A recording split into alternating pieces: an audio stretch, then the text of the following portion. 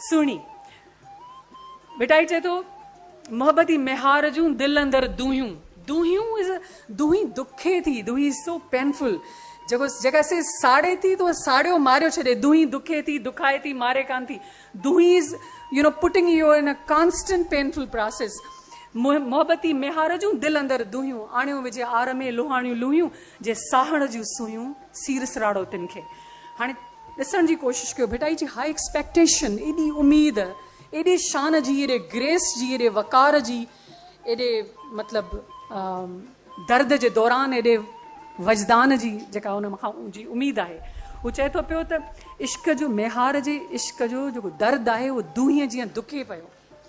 ऐं अहिड़े ओड़ाह में आहे सुहिणी अहिड़े ओड़ाह में जेको सभु कुझु ॿोड़ियो वञे उते आहे सुहिणी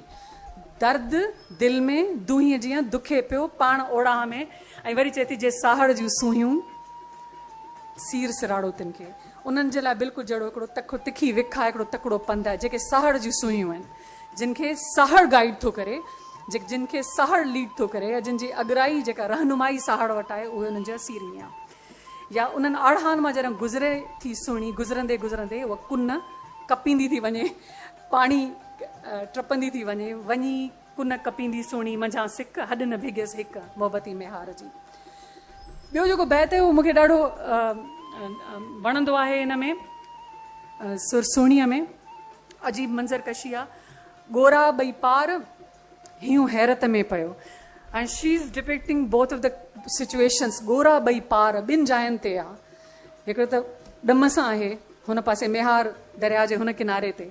ॿई गोरा पार आहिनि चए थी गोरा ॿई पार हियूं हैरत में पियो वेहां त वेरम थिए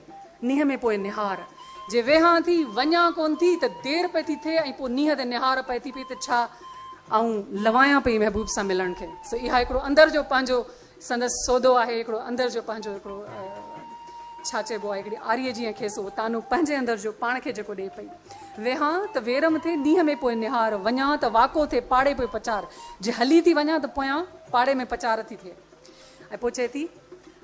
हुते वाइदे वार हिते सूटूं ॾींदमि सरतियूं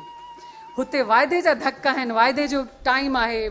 वक़्तु वञे पियो ऐं वाइदे जा धक आहिनि वाइदो मूंखे मारे थो पियो हिते सरतियुनि जा ताना आहिनि सो इन में बि तव्हां ॾिसो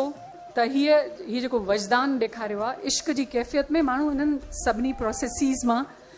गुज़रंदो आहे पर शायदि लिखी न सघे एतिरो एॾो गहराईअ सां सोचे न सघे त ॿई गोरा पार आहिनि कोई हिकिड़ो गोरो मेहार रुगो गोरो न आहे ॿई गोरा पार आहिनि this is very important the Bhittai how Bhittai is signifying both of the situations इन टू सोनी इज़